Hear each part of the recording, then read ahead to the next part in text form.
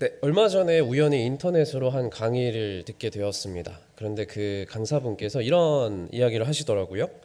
여러분 힘드시죠? 요즘 힘드시죠? 이 힘든 일들을 잘 이겨내시길 바랍니다. 힘든 시각, 이 불청객을 귀한 손님으로 잘 대접을 해주면 선물을 하나 놓고 갈 것입니다. 그리고 그 선물은 바로 좋은 인격입니다. 라는 이야기를 하시더라고요. 그리고 이 이야기를 하시면서 예화를 뒤에 더 하나를 더 덧붙이셨습니다. 젊을 때 20대, 30대에는 그 친구 참 똑똑하더라 라는 이 말이요. 좋은 칭찬이 알맞은 칭찬이 될 수 있다라고 합니다. 하지만 나이가 들어서 50대가 넘어서 듣게 되는 그 언니 참 똑똑하더라.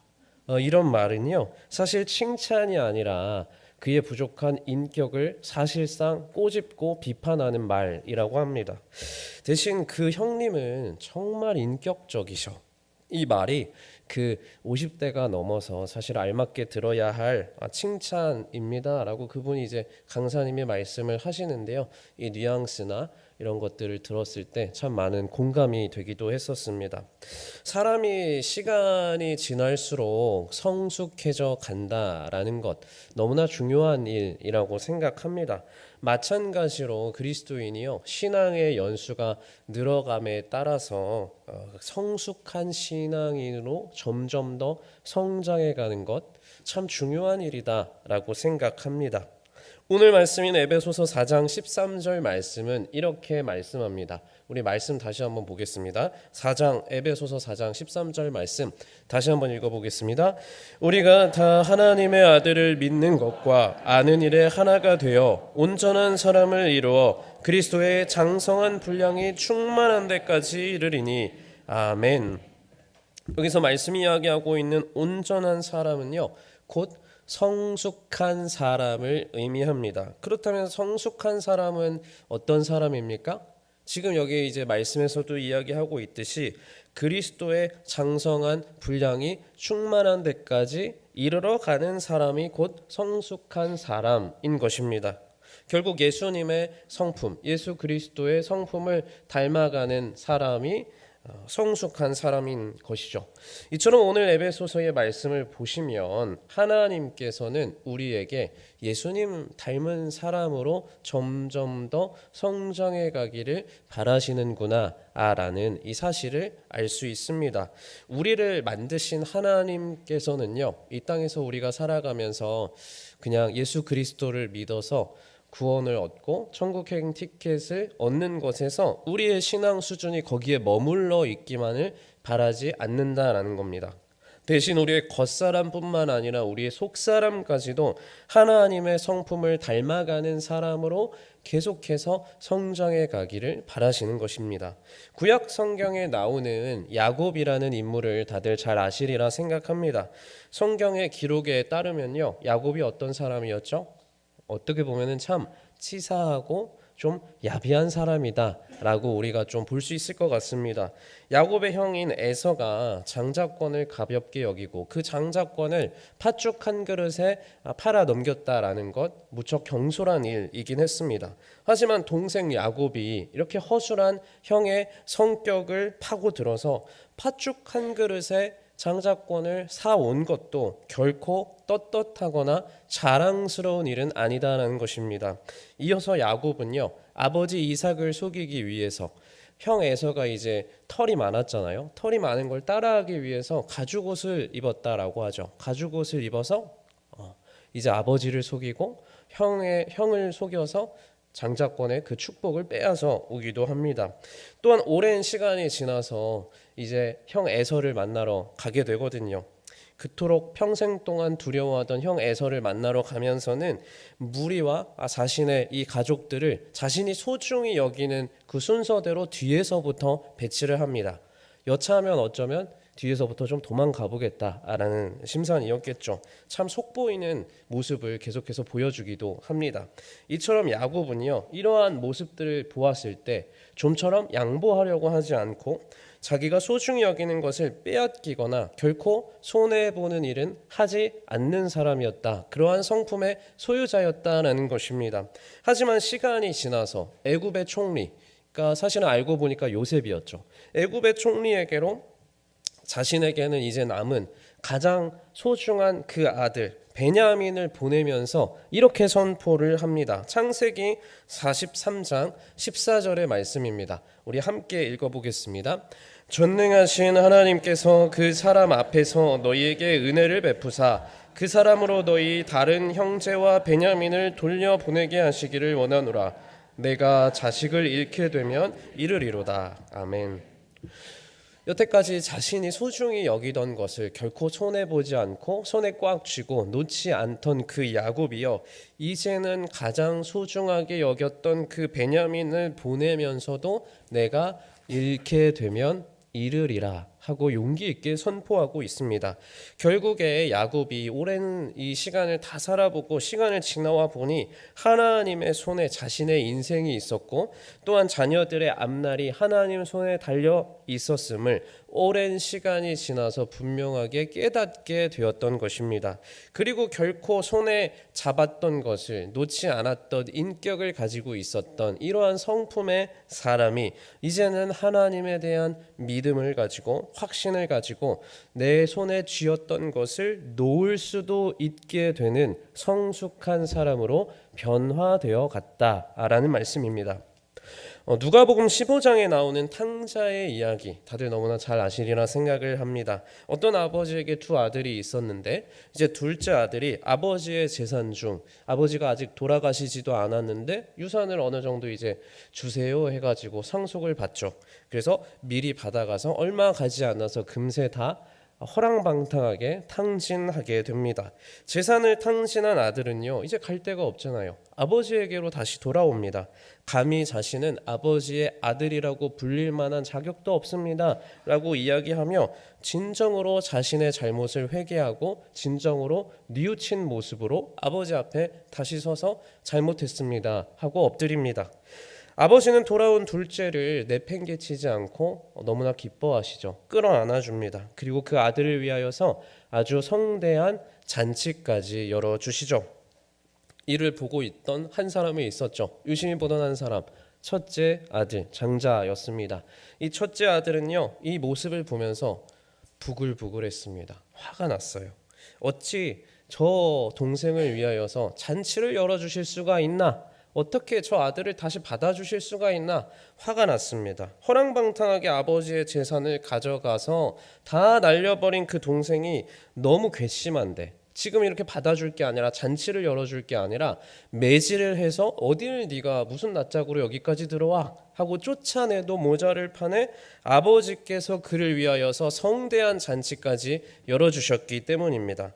하지만 이 아버지는요, 첫째 아들 이 형의 항변에 장단을 맞춰주시지 않으세요. 동의해 주시지 않습니다. 대신 동생이 죽었다가 살아난 것과 마찬가지니 형인 너도 나와 함께 즐거워하고 기뻐하는 것이 마땅하다라고 말씀하시며 이 이야기를 읽어보시면요, 이 이야기가 이렇게 끝이 납니다. 너도 함께 기뻐하는 것이 마땅하다라고 그렇게 끝이 나요. 여러분, 아버지는 지금 항상 성실하게 아버지 곁을 지켜왔던 이 첫째 아들에게 동생의 돌아옴을 함께 기뻐하고 회개하는 동생의 이 변화를 함께 보고 그 변화에 대해서 기뻐할 수 있는 성숙한 인격으로까지 너도 나와라 라고 말씀하고 있는 것입니다. 이러한 장면과 또 이 아버지의 대사, 이 말씀을 고려를 해보았을 때 탕자의 비유에 있는 이 말씀에는 집을 나갔던 둘째 아들, 우리는 둘째 아들에게만 초점을 맞추는데 둘째 아들에게 뿐만 아니라 집에 있었던 첫째 아들에게도 주시는 메시지가 있구나라는 것을 깨달을 수 있습니다. 그것은 바로 두 아들 모두 아버지의 마음을 헤아려서 아버지의 마음을 시원케 해주는 그 성숙의 단계까지 두 아들 모두 나아오라라는 메시지입니다. 에베소서 5장 18절 말씀을 보시면 이런 구절이 있습니다. 우리 에베소서 5장 18절 말씀 보겠습니다. 술 취하지 말라 이는 방탕한 것이니 오직 성령으로 충만함을 받으라. 아멘. 여러분, 이상하지 않습니까? 이게 무엇과 무엇을 지금 비교하고 있죠? 술 취함과 성령 충만을 비교 대조하고 있습니다. 왜 둘을 비교했을까요? 어떤 공통 분모 때문에 이렇게 비교를 했을까요? 왜 알코올 충만과 왜 성령 충만을 비교하고 있습니까? 술에 취하면요, 흔히들 필름이 끊겼다 라고 하죠. 필름이 끊겼다라는 말은 무슨 뜻입니까? 술에 진탕 취해 있었던 그 시간이 그 사람의 인생에 없던 시간, 기억에 없는 시간이 된다라는 것입니다. 그럼 반대로 성령 충만의 시간들은 어떤 시간입니까? 하나님의 뜻 가운데 행하고 성숙되어져 가는 시간이기 때문에 하나님 앞에서 영원히 기억되는 시간인 것입니다. 시간을 기준으로 영원히 기억되는 시간인가? 영원하신 하나님 앞에서 영원토록 기억되는 시간인가? 아니면 영원토록 기억에서 사라지는 시간인가? 그것에 따라서 알코올 충만과 성령 충만이 비교 대조가 되고 있다라는 것입니다. 그래서 방금 읽은 이 말씀의 윗구절인 에베소서 5장 16절의 말씀에서는요, 시간에 관하여서 이렇게 말씀합니다. 우리 함께 읽어보겠습니다. 세월을 아끼라, 때가 악하니라. 아멘. 여러분, 세월을 어떻게 아껴야 할까요? 지금 여태까지 제가 말씀드린 이 논리대로라면 세월을 어떻게 아껴야 하겠습니까? 성령 충만함으로 아껴야 합니다. 세월은 성령 충만함으로 아껴야 하는 것입니다. 그렇다면 성령 충만함은 무엇입니까? 결국 주와 동행하는 시간을 말하는 것입니다. 성령 충만이라는 게. 주와 동행하는 시간은 그렇다면 무엇을 가져옵니까? 성령의 열매를 가져옵니다. 갈라디아서 5장 22절과 23절의 말씀, 우리 너무나 잘 아시는 말씀인데요, 함께 읽어보겠습니다. 오직 성령의 열매는 사랑과 희락과 화평과 오래 참음과 자비와 양선과 충성과 온유와 절제니 이 같은 것을 금지할 법이 없느니라. 아멘. 이 말씀을 보시면요, 성령의 열매는 결국 무엇에 관한 것이죠? 보통 성령 충만하면은 어떤 이미지가 떠오르세요? 어떤 단어? 능력이 떠오르시지 않습니까? 대단한 능력들을 성령 충만하면 많이 연결시킵니다. 갑자기 내가 어떤 성령 충만한 사람이 예를 들면 슈퍼맨이 되어서 어떤 기이한 일을 행하게 될 것처럼 기대를 하게 된다라는 거죠. 하지만 말씀에서 보시다시피 성령의 열매는요, 하나같이 다 성품에 대한 것들입니다. 사랑과 희락과 화평과 오래 참음과 자비와 양선과 충성과 온유와 절제니 모두 다 성품에 관한 이야기라는 것입니다. 결국 성령 충만은 한 사람의 성품이 성령 하나님과 동행함으로 어떤 인격으로 성숙되어지는가, 그것에 대한 내용이라는 것입니다. 여기까지 우리가 확인을 하였으니 다시 한번 탕자의 이야기로 돌아와 보겠습니다. 여러분, 인격의 성숙이라는 이 측면, 아까 에베소서 말씀에서도 확인하셨듯이 시간을 헛되게 사용하는 것이 아니라 성령 충만하게 사용해야 하는 측면에서 이 탕자의 이야기를 재해석을 해보자면 과연 누가 탕자이겠습니까? 아버지 가슴에 대못을 받고 집을 뛰쳐나간, 허랑방탕하게 모든 재산을 탕진한 그 둘째 아들뿐만 아니라 아버지 곁에 계속해서 붙어 있으면서도 아버지의 마음도 모르고 그동안 인격의 성숙도 이뤄내지 못했던 첫째 아들 또한 아버지 앞에서는 탕자가 아니겠습니까? 예수님께서 이 이야기까지 하시고자 굳이 돌아왔던 둘째 아들뿐만 아니라 아버지 곁에 붙어 있었으나 계속해서 붙어 있었으나 한 발자국도 성숙해내지 못했던, 성장하지 못했던 첫째 아들의 이야기까지, 그래서 예수님께서 함께 이 이야기를 통하여 말씀하셨다라는 것이죠. 둘째 아들뿐만 아니라 첫째 아들에게도 한 걸음 더 성장하여서 더욱더 성숙한 인격으로 너도 한 걸음 더 나아오라 초청하고 계셨다라는 말씀입니다. 우리 쉬운 성경으로 오늘 본문의 말씀인 에베소서 4장 13절에서 15절 말씀 우리 함께 읽어보겠습니다. 우리 모두는 하나님의 아들을 믿고 아는 일에 하나가 되어 그리스도를 닮은 온전한 사람으로서 성숙한 그리스도인이 될 것입니다. 이제는 더 이상 어린아이가 되어서는 안 됩니다. 파도에 밀려 떠다니는 배처럼 왔다 갔다 하거나 우리를 속이고 유혹하는 온갖 새로운 가르침에 넘어가서도 안 될 것입니다. 그들은 우리를 잘못된 길로 데려갈 뿐입니다. 사랑으로 진리만을 말하고 머리 되신 예수 그리스도를 본받아 모든 면에서 성장하도록 하십시오. 아멘. 13절에서 말씀하고 있는요, 성숙한 그리스도인, 14절에서 말씀하고 있는 더 이상 어린아이가 되어서는 안 됩니다. 15절에서 말씀하고 있는 모든 면에서 성장하도록 하십시오. 이 말씀들은 우리 모두에게 도전을 하고 있습니다. 신앙을 시작했던 그 자리, 첫사랑이 뜨거웠던 그 자리에 그냥 받는 것에만, 그 자리에만 멈춰서 있지 말고 한 걸음 더 나아오라고, 시간을 낭비하지 말고 그냥 흘려보내지 말고 마치 술 취한 것처럼 없는 시간만 그렇게 계속해서 만들어내지 말고 영원히 기억되는 시간을 향하여서 나아오라, 나아오라 말씀하고 있는 것입니다. 영원히 기억되는 시간은 어떤 시간이었습니까? 에베소서 말씀에서도 확인하셨듯이 영원히 기억되는 시간은 곧 성령 충만한 시간인 것입니다. 성령 충만한 시간은 어떤 시간입니까? 성령 하나님과 함께함으로써 그리스도의 성품으로 닮아가는 과정 중에 있는 시간인 것입니다. 그게 성령 충만의 시간인 것이죠. 예를 들어 볼까요? 나의 옳음만 주장하던 사람이 이제 공동체가 다른 사람들이 보이는 거예요.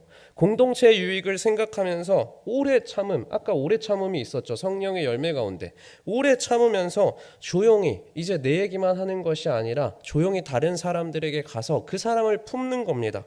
품어내는 사람이 되는 것, 그 과정, 그게 바로 성령 충만입니다.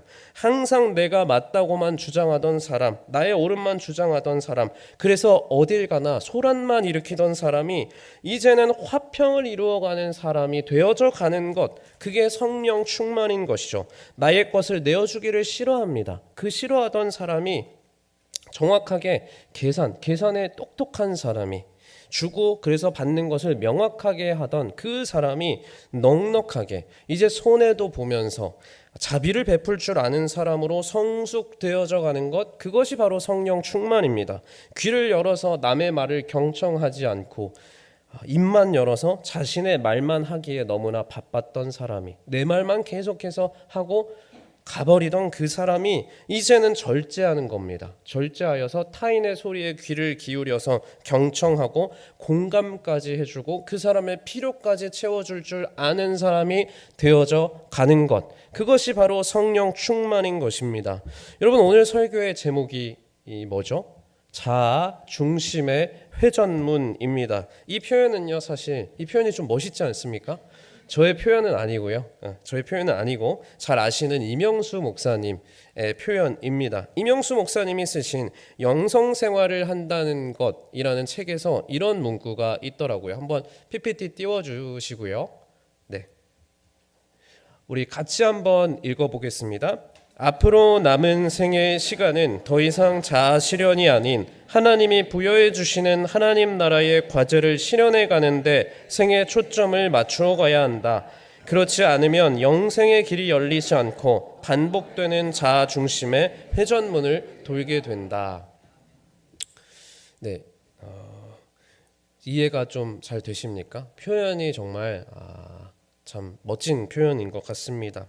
이명수 목사님께서도 이 문장을 통하여서 말씀하시는 초점이 결국 저는요, 시간이라고 생각을 했습니다.